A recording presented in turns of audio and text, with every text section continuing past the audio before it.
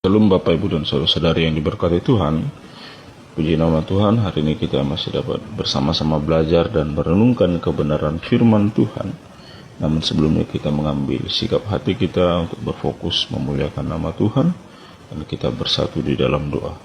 Bapa di surga, terima kasih telah menyertai kami sepanjang satu hari lamanya. Tuhan masih menyertai kami hingga kami dapat bersama-sama merenungkan, belajar akan kebenaran firman Tuhan. Biar akhirnya kami dapat mengerti apa yang Tuhan inginkan dalam hidup kami melalui perenungan firman Tuhan hari ini. Kami serahkan semua ke dalam tangan-Mu dalam nama Tuhan Yesus. Amin. Saudara, sebelum kita memulai pembelajaran firman Tuhan dan perenungan hari ini, kita akan bersama-sama menyanyikan satu lagu pujian dari cuplikan video berikut.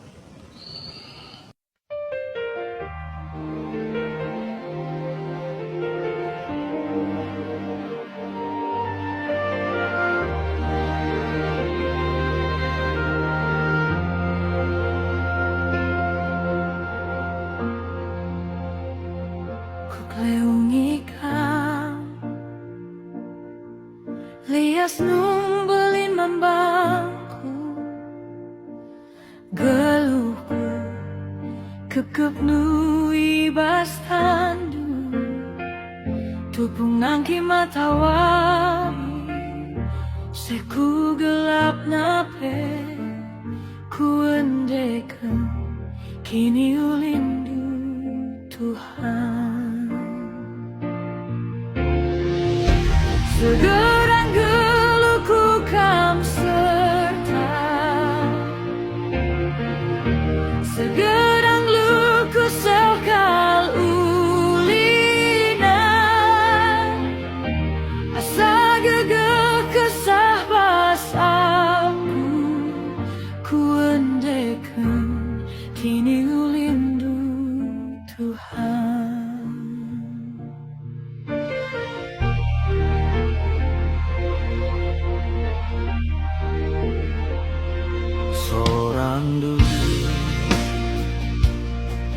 Neguku mentasi api, bas gelap tamsi nemani aku.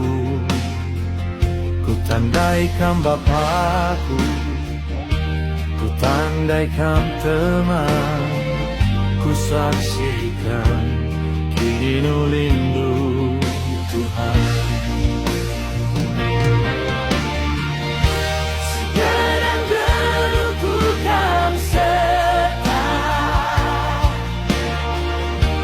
Segenap luku sekal ulina, asa gegeh kesah pas aku, ku endeken kini nulindu Tuhan. Kini nulindu Tuhan, sepanbas geluhku.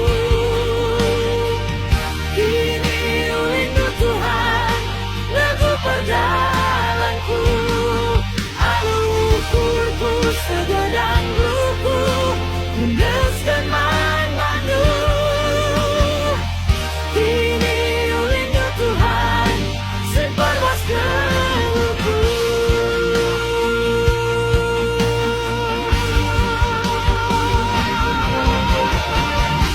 Segedang geluhku kau segenap luku sekal ulina, asa gegeh kesah pas aku, ku endeken kini nulindu Tuhan. Segenap geluhku kau sekal, segenap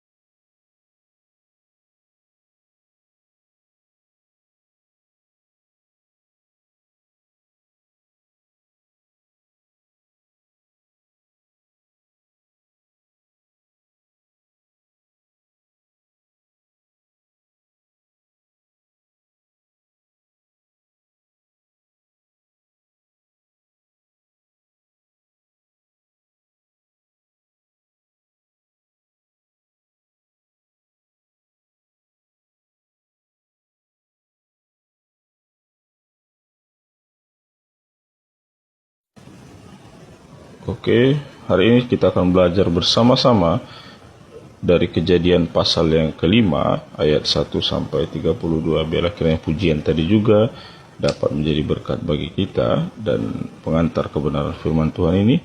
Dan dalam Kejadian pasal 5 ayat 1 sampai 32 ini saya hanya akan membaca ayat yang pertama sampai ayat yang kelima saja. Keturunan Adam. Inilah daftar keturunan Adam. Pada waktu manusia itu diciptakan oleh Allah, dibuatnyalah dia menurut rupa Allah. Laki-laki dan perempuan diciptakannya mereka. Ia memberkati mereka dan memberikan nama manusia kepada mereka pada waktu mereka diciptakan. Setelah Adam hidup 130 tahun, ia memperanakkan seorang anak laki-laki menurut rupa dan gambarnya, lalu memberi nama Set kepadanya.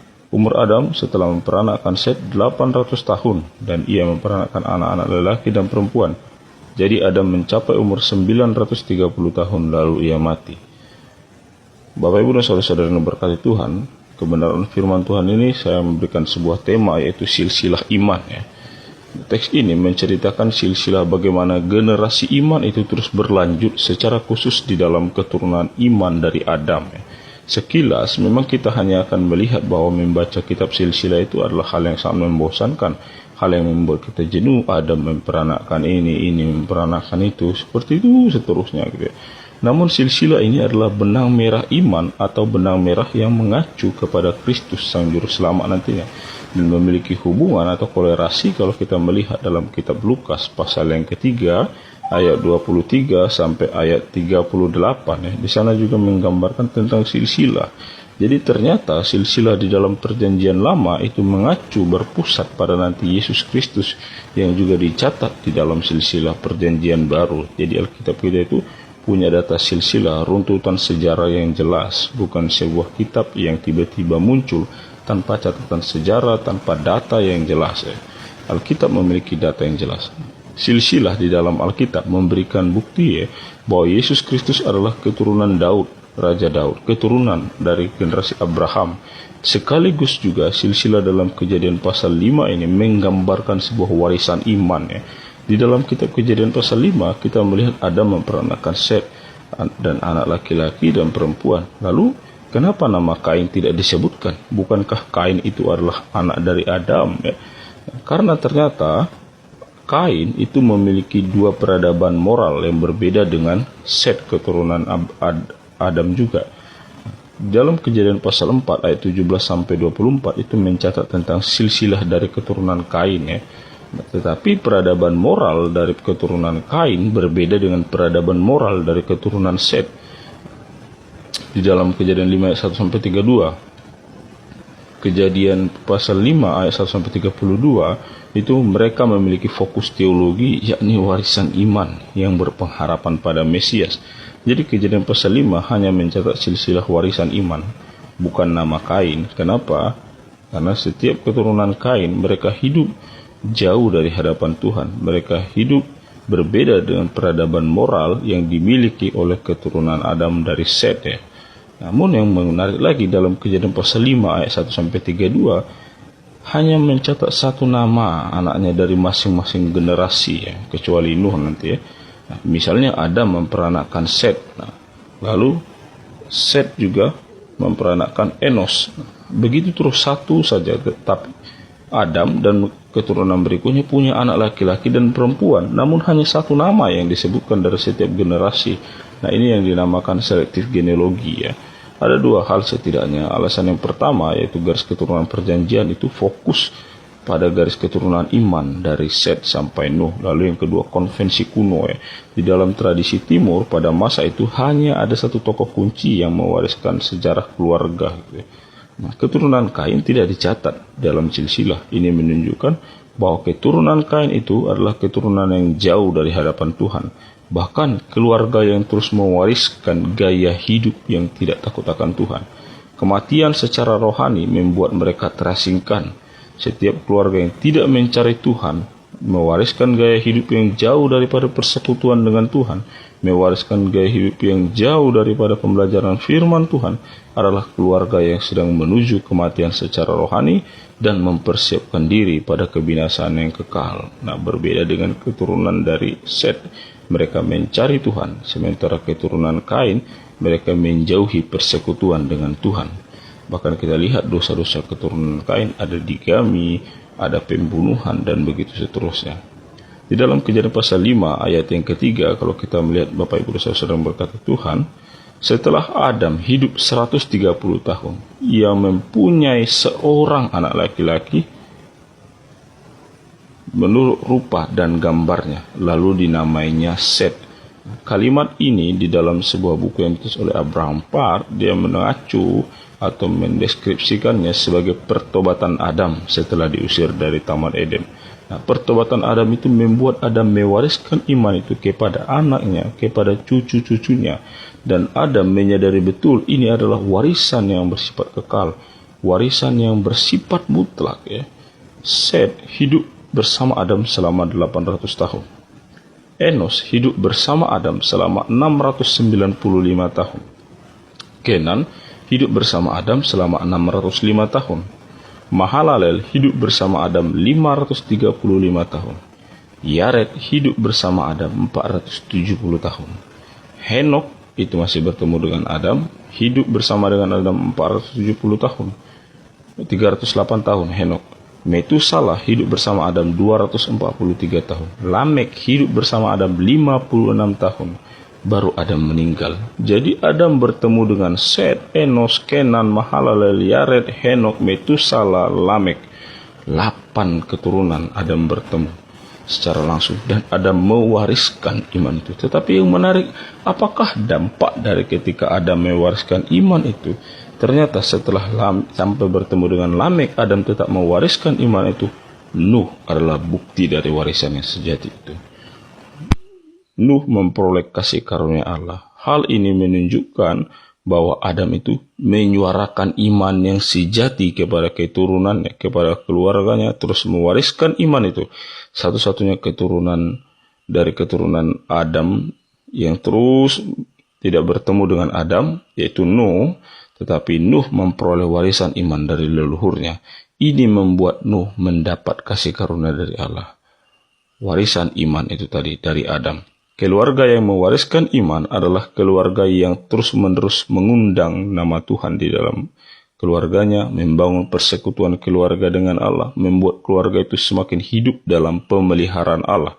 Keluarga bisa saja mewariskan harta kepada generasi, tetapi harta yang berlimpah itu tidak dapat membawa kita ke dalam hidup yang kekal. Namun, Adam menyadari betul bahwa kehidupan kekal hanya diperoleh melalui iman yang sejati. Bahkan saat Adam mewariskan iman sejati kepada keturunannya, Adam tidak kekurangan juga akan kebutuhan material. Ini juga menunjukkan bahwa Allah juga memelihara kehidupan keluarga yang membangun mesbah di hadapannya. Bapak, saya memberikan satu kesimpulan dari pernyataan anak Tuhan bernama Tim Keller. Dia berkata, keluarga yang beriman adalah keluarga yang dipandang oleh Allah sebagai kesukaannya. Keluarga yang dipandangnya sebagai keindahan. Dia memandang keluarga kita dan seperti melihat berlian. Dia melihat keluarga kita seperti sebuah karya seni. Dan dia memandang keluarga kita dan hatinya dipenuhi dengan sukacita. Demikian kebenaran firman Tuhan. Kita bersatu di dalam doa. Bapa di sorga, terima kasih telah menyertai kami dan kami belajar melalui kebenaran firman Tuhan ini, biar kami bukan hanya mewariskan kekayaan kepada generasi kami, tetapi yang paling penting adalah kami mewariskan iman di dalam keluarga kami, menaruh pengharapan kepada Allah yang hidup. Dan kami juga berdoa Tuhan untuk secara khusus saudara-saudara kami yang ada di Indonesia Timur. Tuhan berkati mereka saat ini, Tuhan pulihkan daerah mereka. Begitu juga bencana alam yang terjadi di Nepal, Tuhan sertai, Tuhan tuntun, berikan kekuatan bagi saudara-saudara kami yang ada di sana. Kami juga berdoa Tuhan untuk bangsa ini agar Tuhan berkati bangsa ini menjadi bangsa yang takut akan Tuhan. Dan berdoa Tuhan untuk setiap pergumulan jemaat, biar Tuhan berkati, Tuhan sertai pertumbuhan iman jemaat juga. Tuhan yang menuntun dan menopang kami. Dan juga Tuhan bagi saudara-saudara kami yang mengalami pergumulan yang tidak dapat diutarakan mereka kepada orang-orang di sekitarnya. Biar Tuhan menyelidiki hati mereka, Tuhan menuntun mereka. Dalam nama Tuhan Yesus, amin. nama Tuhan, Bapak Ibu dan saudara-saudara yang diberkati Tuhan, saat ini gereja kita, Gereja Kristen Injil Indonesia, di bawah naungan Jemaat Muara Aman dan Misi Rahmat, mengutus untuk membuka cabang Pos PI Gereja Kristen Injil Indonesia Jemaat Mencirim Sunggal di Kota Medan, biar Tuhan yang memberkati dan menyertai pelayanan kita. Dan bagi Bapak Ibu yang ingin berbagi dalam persembahan kasih, dapat memberi persembahan melalui nomor rekening yang tertera. Itu adalah nomor rekening Gereja Kristen Injil Indonesia Jemaat Muara Aman. Dan juga mungkin Bapak Ibu yang sudah memberikan persembahan kasih, saya mengucapkan terima kasih, dan Tuhan semakin memberkati kita dalam setiap pekerjaan dan pelayanan yang Tuhan percayakan. Jika Bapak Ibu juga sudah memberikan persembahan kasih, mohon untuk dikonfirmasi melalui nomor WhatsApp saya juga yang sudah tertera. Dan biar kiranya Tuhan Yesus semakin memberkati kita dan semakin memberkati pelayanan GKI dimanapun berada. Tuhan Yesus memberkati. Salam.